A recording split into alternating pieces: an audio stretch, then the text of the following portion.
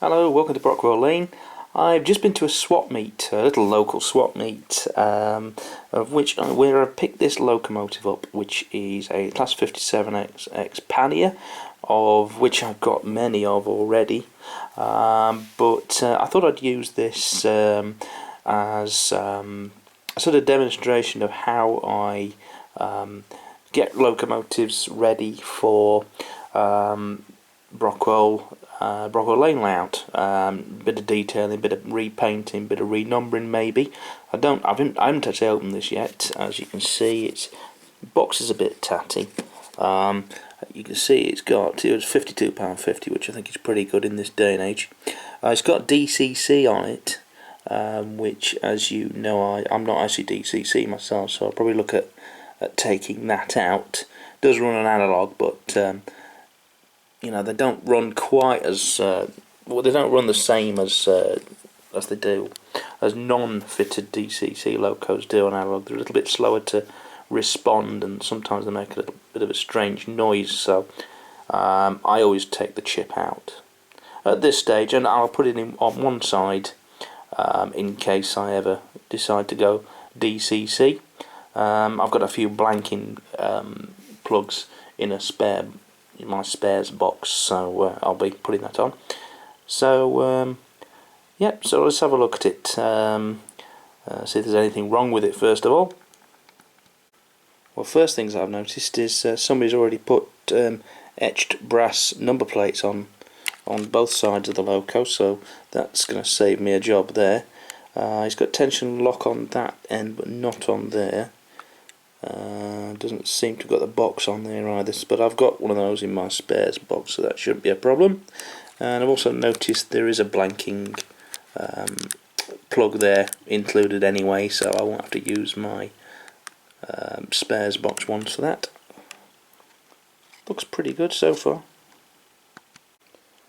So looking it over, first thing I can tell is that filler handle is a bit bent, which I'm going to have to straighten up a bit. Yeah, there's no copper on the front. That's a bit of grease I think on there. It's a bit dusty, but it's not bad. Can't see any broken details on there.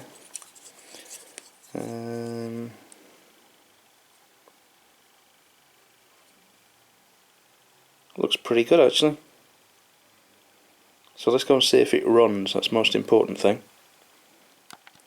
So the moment of truth.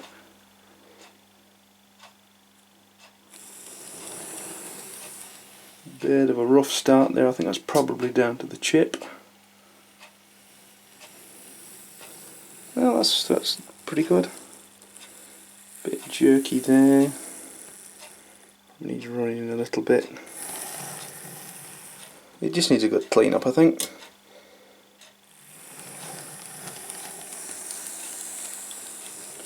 I noticed somebody's already put coal in the tender as well. That might save me another job.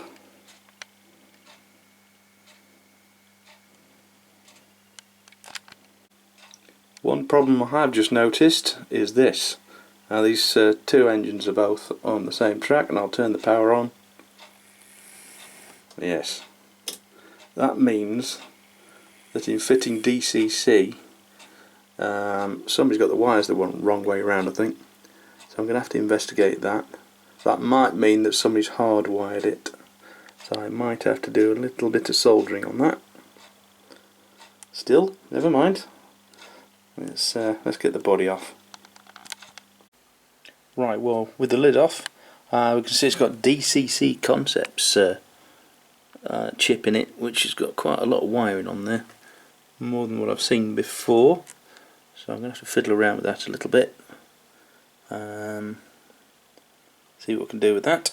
Another thing I've noticed on the body is somebody's actually put fire irons on it, where you put the lamp brackets I mean, which is something I was going to do, but they've saved me the effort there. They've done it quite nicely.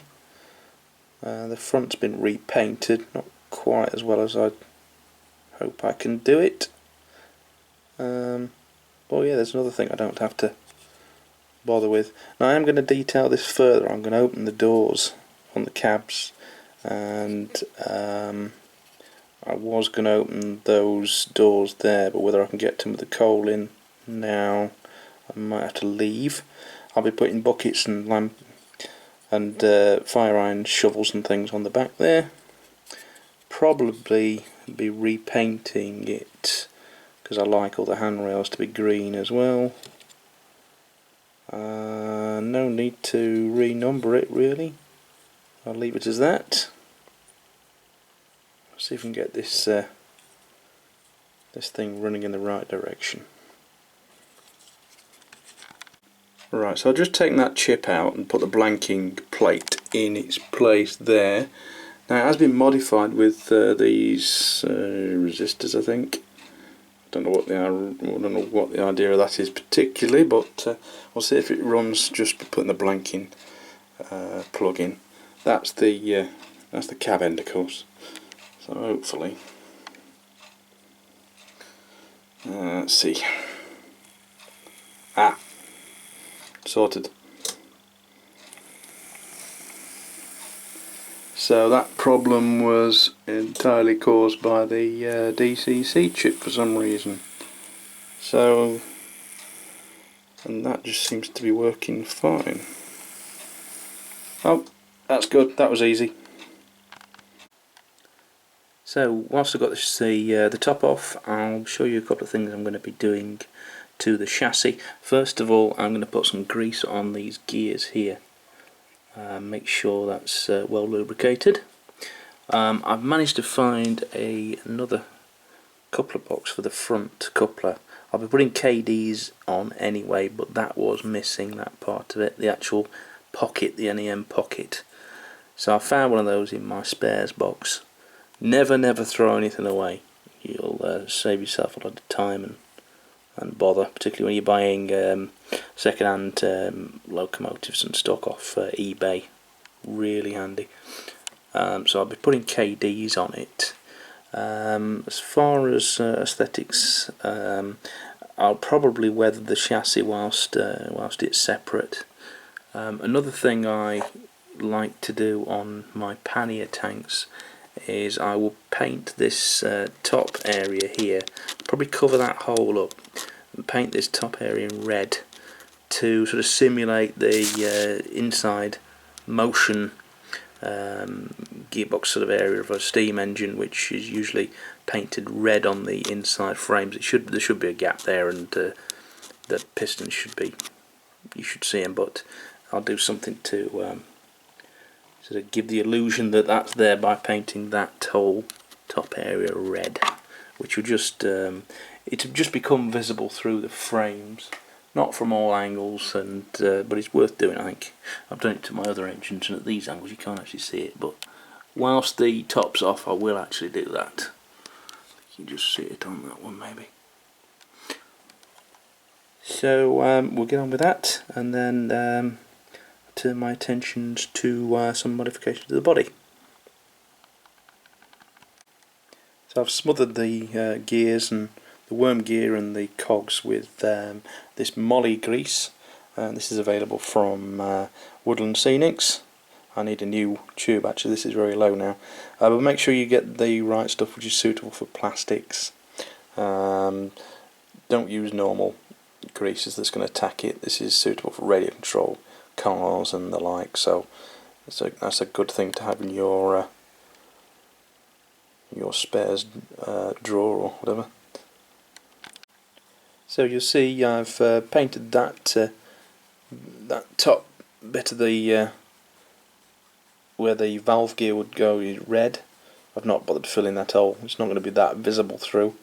And whilst the top was off, I've also painted up some of the controls in the cab there, and then I've started weathering the chassis as well on the other side. I've not done that side yet. On this side I've decided it's going to be quite a dirty engine, this one, so I've painted all the visible black chassis areas in my usual mix of 50/50 rail match rail dirt and mix that up with roof grey.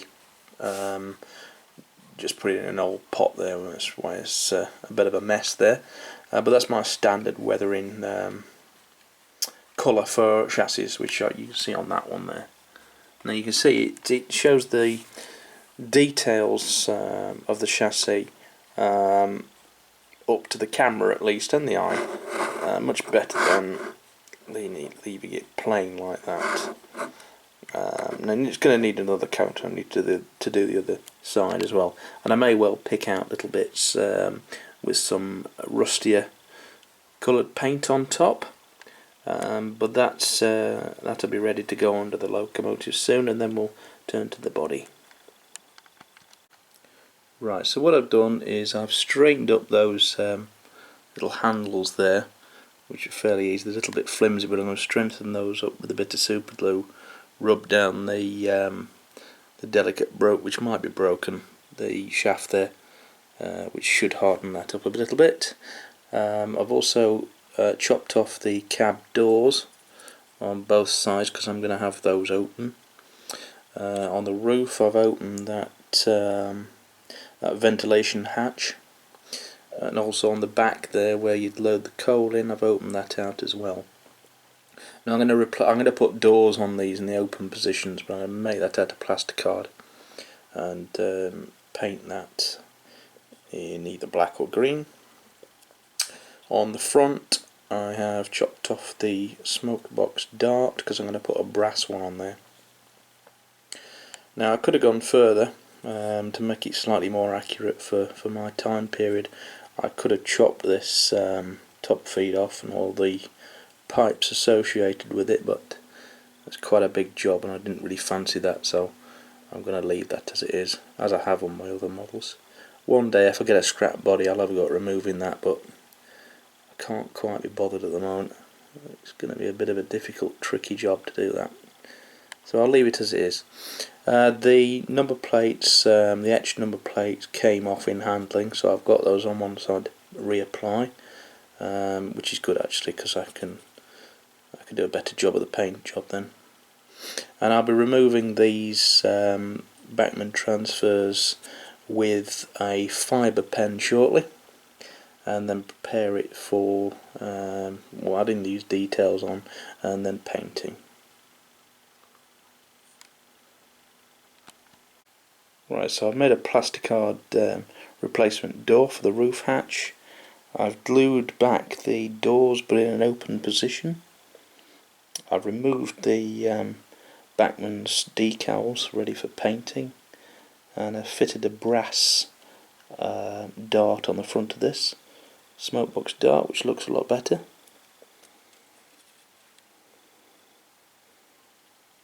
I'll be painting this with Precision Paints Great Western Green, because I wanted to paint these handrails to match the body anyway, because it's more realistic, and when they're body coloured it makes them look finer. Sort of a trick I've learnt, so I might as well do the whole thing. And I've done all my other Great Western locomotives in that green anyway, so it'll fit in nicely. It's not a massive difference from Bachmann's, but it can be. Hornby's is not. Is a bit of a strange green, so I find if you do them all, or I've done all mine, they match very nicely. I'll also be putting decals on.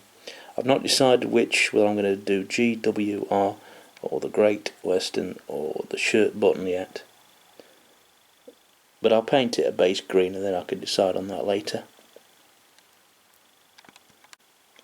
Right, so what I've done now is I've used my dirty brown mix and I've painted every part of the body that came out of the factory black in this now sort of browny grey mucky colour, being careful to get every area apart from the inside of the cab. The other area I don't treat with that is the inside of the chimney, because it gives it looks like shadow, gives a bit of depth. But everything else, buffer heads, front handrail, all down the frame there. You have to forgive me because the light's beginning to die now, because it's winter and it's going dark early. So I painted over that front door. That looks nice as well. The next job will be, obviously the coal I've not painted that colour, because that is always consistently a very black colour. The next job, as I was saying, is going to be the green paint, which I'm going to do with Precision Great Western Green. Now, if I was going to do this engine in a really filthy, horrible condition, I would probably get some acrylic Great Western Green and mix it 50-50 with my dirty mix there. Rather than, a lot of people's methods for weathering locomotives is to paint them green and then weather on top of them. Mine's more like David Shepherd, or an artist, might paint a picture of a dirty locomotive and do it to begin with in a dirty green, rather than trying to dirty it up afterwards.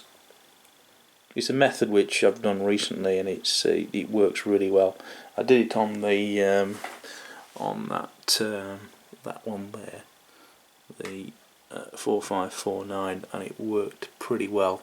It looks like a locomotive that's just had the green parts, the painted parts of the locomotive cleaned, and the rest of it left as it was. I think that's a really nice effect. This is a BT Wells tank I did recently, BR Black, and that's been treated in a similar way, except the whole thing, because it's quite a dirty engine, I wanted to show has been done in this this mix. And then some of the details picked out in sort of a metal colour, just to highlight certain areas.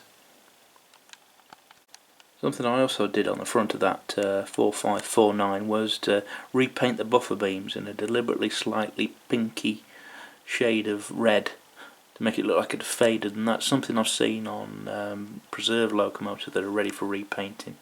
Because old paint did fade very quickly, and if it was cleaned a lot it would probably fade even quicker. The others I've left sort of pretty bright red. Just gives a bit of variety.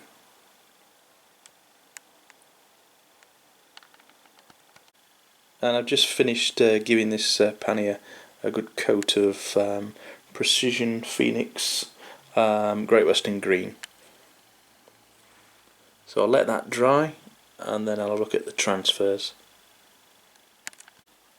Mixing a bit of red and white, I've faded down the buffer beams now as well. So add to the weathered effect, both ends, and carefully painted around the numbers on the end as well, so I don't have to reapply them. Now I've reapplied the etched plates using PVA glue, just a little spot, which I've mentioned earlier. You can clean off any excess which seeps around the edges pretty easy with a bit of water, and it holds it good enough for a small light plate like that. So transfers, you'll notice also when I did the repaint I cheated by painting around that little C, because it's a bit difficult to put on in decal form. And the transfers I like to use are these, which are from HMRS transfers. They're not water slide, they're actually press fix. They come on a sheet like this. This particular one is Great Western locos and coaches. You peel off this like tissue paper, and this is the reverse of the transfer. So what you do is cut round that with a knife, peel it off, and then it's like on tissue paper, and you actually press that onto the loco body, and then when you've got it in the right position and push down well, you then wet the back, and that leaves no film, unlike your water slide transfers, so it actually looks like it's painted on. Now I've used a load of these, but on this one sheet you get GWR, you get Great Western, British Railways, monograms up there, even the old 1900s swirl scroll logo, GWR. Really useful sheet. In fact, I've used this one sheet to do all of those engines, and it's still only about £6-7 for one sheet. So I can recommend these. They come in all different companies' logos as well, even up to diesels. So that's a good one to look out. I'm going to put shirt button on this particular loco. Right, so now I've applied the decals. The final job is to spray it with matte varnish, the whole thing, before I put it back on the chassis. This will help disguise the fact that I didn't use a spray gun or an airbrush to paint the main colours, because you can see brush marks in the light, and hopefully this will stop any of that to make it look like a more professional finish. And this is what I used for the matte finish varnish coat. It's from Halford's. It's matte lacquer. I find this much better than the dedicated model paints like Rail Match. I find they tend to get blocked up a lot. So that's now a good coat of the matte lacquer, which has hidden all my nasty brush marks, and also made the two main paint colours I've used match one another. It's taken the shine off the green, and it's blended it in nicely, as well as the red on the buffer beams. So I'll be keeping that handy, because I will be reusing that, because I'm now going to stick some details on it. And this matte lacquer is very good at hiding glue marks, so that'll come in handy again. I'll give it another misting later on, but I'm now going to put this on the chassis, and then I'll be adding some details like lamps and crew, etc. So there she is, reunited with the chassis. I put KDs on either end in the NEM pockets. I just had to put a spot of glue on there to hold them in place, because they're a bit loose in the holdings. So I'll be looking at putting some details on now. They want some crew in, and for that I'll use these from Bachmann. They are 1950s, but that's not going to bother me too much. These are good for tank engines particularly. They're ready painted, so you don't have to bother with the paint, and they're reasonably well detailed, cheap enough. There's enough for 3 locos in there. The other thing, I'll be putting some fire irons on. These are actually from Daypole. They were included in the BT Wells tank, and I never used them. I just painted them a rusty brown, and I'll be cutting those out and putting them on the back of the panniers hangers, which is what these are for. I could do with a bucket on there as well, but I don't think I've got one. I have to do without that. You can see with the cab doors cut off, you can see inside better than you could before, so you should be able to see the crew through there. And lamps. For these I'll be using the Springside white metal Great Western head and tail lamps. Just got 3 left there because I've used them, the rest on other models. I'll be gluing all these on with a bit of super glue, and being as careful as I can not to get any residue shown, but if I do, I will then varnish on top of it, and that should hide that. So we'll get on with that now. So as you can see, I've fitted the Springside lamp on the front. With a little bit of super glue. There's 2 crewmen in the cab now. There's a shovel been shoved in that top handrail, which is what they used to do apparently, I read somewhere. We've got the shovels on the back there. You can see the crewman peeking through that hole. Another lamp on the back there. To finish off, I've given a little bit of rusty wash to some of the parts underneath there, the coupling rods and the brake hangers. So now I'll just give it one coat of the Halford's varnish, and then it's about finished.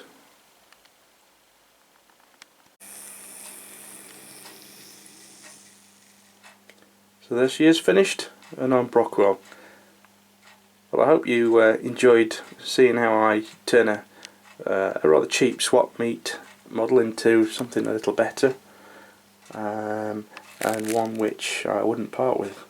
I'm very, very pleased with this locomotive now. Just needs a bit of running in.